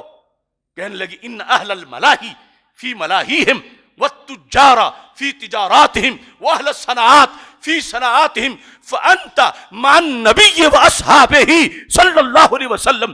میرے شاگرد اس وقت دنیا دار دنیا میں مصروف ہیں، گپے لگانے والے گپے لگا رہے ہیں، تجارت کرنے والے تجارت کر رہے ہیں، صنعت کار صنعتوں میں مصروف ہیں، اور تو بیٹھا بخاری کے پاس ہے، مگر یہاں نہیں، حاضری دربار رسالت میں لگ رہی ہے. انت مع النبی. زمانہ دیکھو اور جگہ دیکھو. آج انہیں حاضر و ناظر کا مسئلہ سمجھ نہیں آ رہے اور الجھتے ہیں بخاری کے دیوانوں کے ساتھ اور نام بخاری کا استعمال کرتے ہیں. انت اے محمد بن ابی حاتم، انت مع النبی و اصحابہ صلی اللہ علیہ وسلم. تیرا یہ وقت محمد بن اسماعیل بخاری کے پاس نہیں گزرا، تیرا وقت رسولوں کے سردار حضرت محمد مصطفیٰ علیہ السلام کے ساتھ گزرا ہے، ان کے صحابہ کے ساتھ گزرا ہے. یہ نظریہ ہو تو بخاری میٹھی کتنی ہے، یہ عقیدہ ہو چاشنی کتنی ہے. اس نظریے کی بنیاد پر کتنی بہاریں ہیں. اور پھر یہ سنی والدین کو سمجھنا چاہیے کہ گھر میں اگرچہ بچہ کام کاج کے لیے ضرورت تھی کہ کام کاج کے لیے ہاتھ بٹاتا، لیکن دین کے لیے دیا ہے. وہ اگرچہ سادہ سی درسگاہ ہے، ٹوٹی پھوٹی چٹائیاں ہیں، کوئی بہت بڑے انتظامات نہیں، لیکن مبارک ہو سنی، تیرا بیٹا کہاں حاضری دے رہا ہے، کہاں بیٹھا ہے. روئے وہ جن کا نظریہ مر گیا. سنی تو 15ویں صدی میں بھی امام بخاری کی سند سے بچہ یہاں بیٹھا حدیث پڑھ رہا ہے. بخاری کہتے ہیں کوئی بات نہیں، دربار رسالت میں حاضری لگ رہی ہے. اس بنیاد پر صحیح بخاری شریف یہ تحریک ہے صحت عقیدہ اور صحت عمل کی. انما الاعمال بالنیات، اور اس آخری حدیث تک یہ سارا سبق ہے، اور یہی سبق ہے معراج کی رات کا. یہی فلسفہ ہے کہ عمل قبول کیسے ہوتا ہے اور عمل کا وزن کیسے بنتا ہے. دعوت فکر ہے. اگر 1 گھنٹہ بھی کسی کا ضائع ہو جائے، صرف 1 گھنٹہ، عقل مند بندے کو بڑا افسوس لگتا ہے کہ میرا تو گھنٹہ ضائع ہو گیا. ہفتہ ضائع ہو جائے تو کتنا، سال بہت زیادہ، اور خدا نخواستہ کسی کی پوری زندگی ہی ضائع ہو جائے. عقیدہ اگر درست نہیں، قیامت کے دن کف افسوس مل رہا ہوگا. حج کدھر گیا، نمازیں کہاں گئیں، روزے کدھر گئے، میں نے صدقہ و خیرات بڑا کیا تھا، یہ بورڈ لگا ہے میرے اعمال کا، یہاں پڑا کچھ بھی نہیں. تو جواب ملے گا جس کا عقیدہ درست نہ ہو اس کا عمل قبول نہیں ہوتا. کیسے جواب ملے گا؟ حدیث میں موجود ہے، مسند امام احمد میں، مستدرک الحاکم میں. اور یہ سنی عقیدہ ہے کہ جس سے گھنٹہ بھی محفوظ رہتا ہے، سال بھی، اور پوری زندگی بھی. اور اس سے ہٹ کے جو کچھ بھی کوئی کرتا رہے، نہ گھنٹہ بچتا ہے، نہ سال بچتا ہے، نہ عمر بچتی ہے، سب کچھ رائیگاں چلا جاتا ہے. اگر کسی کے دل میں وہ دعوے دار ہے کہ میں محب صحابہ رضی اللہ تعالیٰ عنہم ہوں، مگر عقیدے میں بغض اہل بیت رضی اللہ تعالیٰ عنہم ہے تو کسی نماز روزے کا کوئی فائدہ نہیں۔ اگر دعوے دار ہے کہ میں محب اہل بیت رضی اللہ تعالیٰ عنہم ہوں مگر دل میں بغض صحابہ رضی اللہ تعالیٰ عنہم ہے معاذ اللہ، تو کسی عمل کا بھی کوئی فائدہ نہیں۔ تو عمل کا فائدہ ہی تب ہوگا جب دونوں محبتیں بیک وقت سینے میں ہوں گی، ان میں ٹکراؤ کا عقیدہ نہیں ہوگا۔ رافضی ٹکراؤ بیان کرتا ہے، خارجی ٹکراؤ بیان کرتا ہے، سنی سینے میں بساؤ بیان کرتا ہے۔ آپ دیکھیے مستدرک للحاکم سے ایک حدیث پیش کر کے دعوت دوں گا کہ شکر ادا کرو کہ رب نے سنی بنایا، کہ زندگی محفوظ ہو گئی ہے۔ ہاں عمل کے لیے ہر چیز کا حساب ہوگا، مگر وہ عمل قبول تب ہوگا جب پہلا پیپر عقیدے والا تو پاس ہوگا۔ وہ عقیدے کا پیپر مجدد دین و ملت امام اہل سنت اعلی حضرت امام احمد رضا خان فاضل بریلوی رحمت اللہ علیہ کہتے ہیں، اہل سنت کا ہے بیڑا پار اصحاب حضور، نجم ہیں اور ناؤ ہے عطرت رسول اللہ کی صلی اللہ علیہ وسلم۔ حدیث سنیے، اور یہ دونوں حدیثیں سنی کھلے ماتھے سے سنے گا، سنی مسکراتے ہونٹوں سے سنے گا، سنی چمکتی آنکھوں سے سنے گا۔ دوسروں کی عقیدے کی چادر اتنی وسیع ہی نہیں، ہم کسی کو الزام نہیں دیتے، وہ چیک کر لیں۔ میرے آقا صلی اللہ علیہ وسلم فرماتے ہیں، لو اگر بطور مثال ان رجلا سفن بین الرکن والمقام وصلی وصام ثم لقی اللہ، اگر ایک شخص اتنا عمل کرتا ہے، اتنا عمل کرتا ہے، اتنا عمل کرتا ہے، ریکارڈ عمل، عجم میں نہیں رہتا ہی عرب میں ہے، یا عرب میں چلا جاتا ہے، پھر عرب میں عام جگہ پہ نہیں، عام عرب کی بھی بڑی شان ہے، وہ حرم میں ہے، اور حرم میں بھی مسجد حرام میں ہے، اور مسجد حرام میں بھی سفن بین الرکن والمقام، حجر اسود اور مقام ابراہیم علیہ السلام کے درمیان اس نے مصلی بچھایا ہوا ہے۔ زندگی بھر 15 دن کا ویزا نہیں، بالغ ہونے کے بعد پوری زندگی اس نے وہی گزار دی، اسے کوئی اٹھا نہیں سکتا، اتنے اس کے سورسز ہیں، اور پھر وہاں مصلی بچھا کے سویا نہیں پڑا، صلی وصام، نمازیں پڑھتا ہے، روزہ رکھتا ہے۔ ارے کعبے کو تو محض دیکھتے رہیں تو گناہ جھڑ جاتے ہیں، وہ وہاں پر اتنا عمل بھی کرتا ہے۔ چلتے چلتے چلتے چلتے وفات کا وقت آ جاتا ہے، مر جاتا ہے۔ حدیث کے 2 لفظ چھوڑ کے اگلا نتیجہ بیان کرتا ہوں۔ سرکار فرماتے ہیں، ثم لقی اللہ فدخل النار، موت کا وقت آتا ہے، سیدھا جہنم میں جاتا۔ سوال پیدا ہوتا ہے، یہودی نہیں تھا، کرسچن نہیں تھا، ہندو نہیں تھا، سکھ نہیں تھا، کلمہ گو تھا، تو کلمے نے کیوں نہ بچایا؟ نماز نے کیوں نہ بچایا؟ روزے نے کیوں نہ بچایا؟ کعبے نے کیوں نہ بچایا؟ مرتا گیا تو سیدھا جہنم میں پہنچا۔ ہمارے آقا صلی اللہ علیہ وسلم نے وجہ بیان کی، ثم لقی اللہ وَهُوَ مُبْغِضٌ لِأَهْلِ بَيْتِ محمد صلی اللہ علیہ وسلم دخل النار۔ کعبے میں دروازے کے سامنے تھا، زندگی وہاں بسر کی، انوار و تجلیات کی بارش تھی، کلمہ گو تھا، نمازی تھا، روزے دار تھا، سب کچھ کر رہا تھا، مگر دل میں اہل بیت رسول علیہ السلام کا بغض چھپائے ہوئے تھا، بغض رکھتا تھا۔ اس بغض نے کلمہ قبول ہی نہیں ہونے دیا، فائدہ کیسے ہوتا؟ کلمہ ہاتھ ضرور پکڑتا مگر کلمہ قبول ہوتا، نماز بچا لیتی جب نماز قبول ہوتی، روزہ بچا لیتا جب روزہ قبول ہوتا۔ یہ مسلک کا غدار تھا، اس کے عقیدے اہل سنت والے نہیں تھے، اس کے عقیدے میں بغض اہل بیت تھا، لہذا کچھ بھی قبول نہیں ہوا۔ قیامت کے دن جہاں اس کا بورڈ لگا ہے، یہ اٹھا ہے کہ میں دیکھوں نمازیں، روزے، کعبے کا ثواب کہاں گیا؟ تو جواب آئے گا جو مولا علی سے بغض رکھے اس کی نمازیں قبول نہیں ہوتی. پھر ہاتھ کاٹے گا کاش کہ میں دنیا میں سنی بن جاتا اور مجھے کوئی سمجھا دیتا، میں طائف ہو جاتا. اب یہ ایک حدیث دوسری اسی مستدرک میں ساتھ موجود ہے کچھ صفحات کے بعد. اب دیکھنا یہ ہوتا ہے سنی ہونا، نہ پہلی حدیث سے پریشانی نہ دوسری سے پریشانی. ہمارے آقا صلی اللہ علیہ وسلم نے فرمایا ان اللہ اختارنی واختار علی اصحابا. فرمایا رب ذوالجلال نے ازل میں جب چنا تو اپنی محبوبیت کے لیے رب نے مجھے چنا کہ میں محمد صلی اللہ علیہ وسلم اللہ کا حبیب ہوں. ان اللہ اختارنی، رب نے مجھے چنا.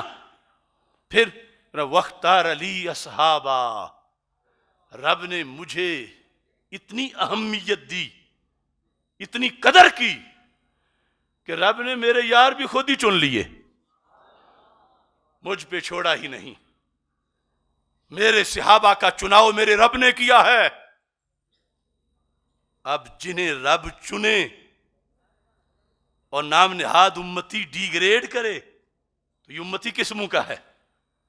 اگر ہر صحابی کا انتخاب وہ حضرت سیدنا صدیق اکبر رضی اللہ تعالی عنہ ہو یا سیدنا امیر معاویہ رضی اللہ تعالی عنہ ہو، سرکار دو عالم صلی اللہ علیہ وسلم خود انتخاب کرتے تو باحیا امتی کبھی بھی میلی آنکھ سے نہ دیکھتا کہ یہ تو میرے نبی کا انتخاب ہے. اور یہاں تو بات ہی اس سے بھی آگے کی ہے. سرکار فرماتے ہیں میں نے نہیں چنے، میرے اللہ نے چنے ہیں. اور جس کا جتنا زیادہ علم ہو اتنا اچھا چناؤ ہوتا ہے. ہم کسی کو چنے ہو سکتا اگلے دن ٹھس ہو جائے، ہم مستقبل نہیں جانتے. جنہیں رب نے چنا اللہ تو ازل سے جانتا تھا اور اب بھی جانتا ہے. اسے پتا تھا کون کب پیدا ہوگا، کب صحابی بنے گا، پہلے دن کیا کرے گا، دوسرے دن کیا کرے گا، چوتھے دن کیا کرے گا. اس نے پھر بھی چنا. تو آج ان میں سے کسی کے خلاف جو زبان کھولتا ہے کتنا بے حیا ہے. اللہ کو معاذ اللہ جہالت کے تانے دے رہا ہے کہ رب تجھے پتہ ہی کوئی نہیں تھا تو کن کو چنتا رہا. فرمایا رب نے چنے تو پھر محبوب اب حکم کیا ہے؟ فرمایا فمن سبہم، جس نے ان میں سے کسی ایک کو گالی دی فعلیہ لعنت اللہ والملائکہ والناس اجمعین. جس نے میرے صحابہ رضی اللہ تعالی عنہم میں سے کسی ایک کے خلاف بھی بک بک کی، فرمایا میں رحمت ہوں سارے جہانوں کی، لیکن میں اس پر لعنت کی اجازت دے رہا ہوں. اور اللہ کی لعنت ہے، فرشتوں کی لعنت ہے. لا تقبل منہ یوم القیامت صرف ولا عدل. پھر قیامت کے دن یہ اٹھے گا اپنے نامہ اعمال کو لے کر، بورڈ اویزا ہے کہ یہ فلاں بن فلاں کے اعمال یہاں ہیں، دیکھتا ہے نماز ہے ہی نہیں، روزے کا نشان ہی نہیں، حج کا تصور ہی نہیں، صدقہ و خیرات کی کوئی نیکی نہیں. رب میری نیکیاں کہاں گئی؟ اللہ فرمائے گا جو صدیق و عمر کو گالیاں دے اس کا کلمہ قبول نہیں ہوتا، اس کی نمازیں قبول نہیں ہوتی، اس کے روزے قبول نہیں ہوتے. پھر ہاتھ کاٹے گا کاش کہ میں سنی بن جاتا دنیا میں رافضی نہ بنتا، کاش کہ میں خارجی نہ بنتا تو میری پوری زندگی محفوظ ہو جاتی. آج معراج کی شب میں عاجز گنہگار یہ تمہارے سامنے پورے وثوق سے کہہ رہا ہوں، 1 گھنٹہ بچانا بھی ضروری ہے تو پوری زندگی بچانا کتنا ضروری ہے. اور پوری زندگی بچانے کا سرٹیفکیٹ ہے کہ اس مسلک سے ہمیشہ وابستہ رہو جس کو اہل سنت و جماعت کہا جاتا ہے.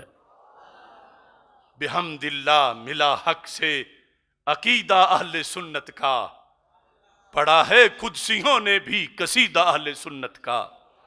زمین ہے اہل سنت کی، زمانہ اہل سنت کا، بنایا رب نے جنت میں ٹھکانہ اہل سنت کا.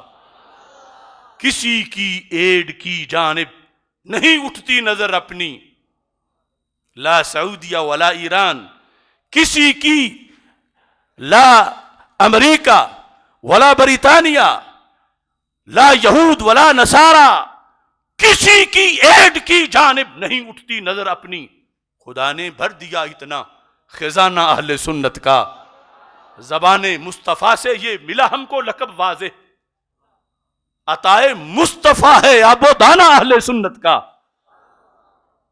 یہ لفظ اگر ہمیں یہ نام اعلی حضرت فاضل بریلوی دیتے تو پھر بھی بڑی شان تھی، اگر مجدد الفسانی رحمت اللہ علیہ تجویز کرتے تو پھر بھی بڑی شان تھی، سیدنا گنج بخش اجویری، حضرت خواجہ غریب نواز رحمت اللہ علیہ وہ بناتے کہ یہاں حق والوں کو یہ کھا جائے، پھر بھی بڑی شان تھی، امام اعظم ابو حنیفہ یا غوث اعظم رحمت اللہ علیہ اپنی طرف سے وہ دیتے تو پھر بھی بڑی شان تھی، حسنین کریمین دیتے تو پھر بھی بڑی شان تھی، خلفائے راشدین دیتے تو پھر بھی بڑی شان تھی، لیکن سنی یہ نام تو تجھے زبان مصطفیٰ سے ملا ہے صلی اللہ علیہ وسلم۔ کس طرح الکامل میں ہے، کربلا کے میدان کے اندر سیدنا امام حسین رضی اللہ تعالی عنہ نے یہ حدیث خود روایت کی، ان رسول اللہ صلی اللہ علیہ وسلم قال علی ولی اخی، اللہ کے رسول حضرت محمد مصطفیٰ صلی اللہ علیہ وسلم نے مجھے اور میرے بھائی جان امام حسن رضی اللہ تعالی عنہ کو حکم دیا تھا، فرمایا تھا انتما سیدا شباب اہل الجنہ وقرۃ عین اہل السنہ، اے حسن حسین تم دونوں جنتی جوانوں کے سردار ہو اور تم دونوں سنیوں کی آنکھ کی ٹھنڈک ہو۔ تو حدیث شریف میں بہت سے مسائل جہاں حل ہوئے، لیکن یہ بھی تو پتہ چلا کہ سب سے پہلے اہل سنت کے لفظ نکلے کس زبان سے تھے اور کن کے لیے نکلے تھے۔ آج کوئی ہزار بار دعویٰ کرے، الٹا لٹک کے کرے کہ ہم محب اہل بیت ہیں رضی اللہ تعالیٰ عنہم، تو میں کہوں گا سرکار سے پوچھو سرکار کسے مانتے ہیں؟ اور جب اہل سنت کا محب ہونا یہ حدیث بیان کرتی ہے اور دوسری طرف سے کوئی آ جائے کہ ہم اہل سنت ہیں، تو میں کہوں گا ذرا اپنا بیج اور اپنا پھل بھی چیک کراؤ، ڈاکومنٹس چیک کراؤ، ایسے نہیں کہ جو کھینچ کے اوپر چادر لے کے ہم سنی ہیں۔ سنی ہونے کے لیے ضروری ہے اس حدیث کے مطابق اگر سینہ چیرا جائے تو آدھے پہ حسن لکھا ہو آدھے پہ حسین لکھا ہو، تو جن کے سینے ویران اور بنجر ہیں وہ کس منہ سے کہتے ہیں کہ ہم سنی ہیں؟ اس لیے معراج کی شب اللہ کا شکر ادا کرو، ہم دعویٰ نہیں کر رہے، یہ قسمت ہے کہ رب نے ہمیں یہ مقدس عقیدہ عطا فرمایا ہے۔ یہ مختصر سا سبق اس جہت میں حدیث کے مفاہیم کے ساتھ جو امام بخاری رحمۃ اللہ علیہ کا ہمارے نام پیغام تھا میں نے آپ کے سامنے عرض کیا، اور اب اپنا پیغام ختم کرنا چاہتا ہوں کیونکہ سبق لمبا بھی ہو جائے تو پھر یاد کرنا بھی مشکل ہوتا ہے۔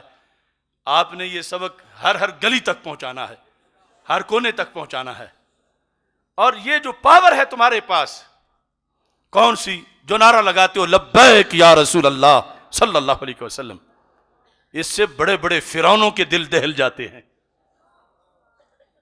ہر گلی میں لگاؤ، ہر محلے میں لگاؤ لبیک یا رسول اللہ صلی اللہ علیہ وسلم کا نعرہ، یہ یہاں سے لے کر خاران تک آخری حدود تک ہر طرف لگاؤ، اور اگر اس کی دلیل کی ضرورت پڑے گی تو میں ثابت کروں گا کہ یہ نہ شرک ہے نہ بدعت ہے، یہ 14 صدیوں سے اہل وفا کا شعار رہا ہے۔ اس کے زیر سایہ آگے بڑھنا ہے۔ ہمارے تحریک لبیک اسلام کے قائدین بھی یہاں موجود ہیں، آگے بلدیاتی انتخاب کا مرحلہ بھی آ رہا ہے، قبلہ مفتی اعظم بلوچستان کے زیر سایہ ان کے دیے حکم کے مطابق انشاءاللہ ہمارے جتنے بھی ذمہ داران ہیں وہ یہاں پر اپنا کردار ادا کریں گے۔ اب جو کچھ ہم نے کرنا ہے اس کے عہد کے لیے کھڑے ہو کر میرے ساتھ نعرے کا جواب دیں۔ اللہ تعالیٰ اس حاضری کو اپنے دربار میں قبول فرمائے۔ نعرہ تکبیر، اللہ اکبر، اللہ اکبر، اللہ اکبر، نعرہ رسالت، نعرہ رسالت، نعرہ رسالت، تاجدار ختم نبوت، تاجدار ختم نبوت، تاجدار ختم نبوت۔ کیمرے والوں دکھاؤ یہ ٹھاٹھے مارتا جذبات کا یہ سمندر، تاکہ جو دلوں میں چھپ کے بھی دیکھ رہے ہیں انہیں پتہ چلے کہ کوئٹہ کی سرزمین عاشقان رسول صلی اللہ علیہ وسلم کی سرزمین ہے، محبان صحابہ کی سرزمین ہے، محبان اہل بیت رضی اللہ تعالی عنہم کی سرزمین ہے۔ تاجدار ختم نبوت، تاجدار ختم معصومیت، پاکستان کا مطلب کیا؟ لا الہ الا اللہ دستور ریاست کیا ہوگا؟ محمد الرسول اللہ نعرہ تحقیق، حق چار یار نعرہ حیدری۔ یا امام اب جوش و جذبہ جو ڈی چوک میں آپ نے دکھایا تھا اسی کے مطابق لبیک لبیک لبیک یا رسول اللہ، لبیک لبیک لبیک یا رسول اللہ، لبیک لبیک لبیک یا رسول اللہ، لبیک لبیک لبیک یا رسول اللہ، لبیک لبیک یا رسول اللہ، لبیک لبیک لبیک یا رسول اللہ، لبیک لبیک لبیک یا رسول اللہ، لبیک لبیک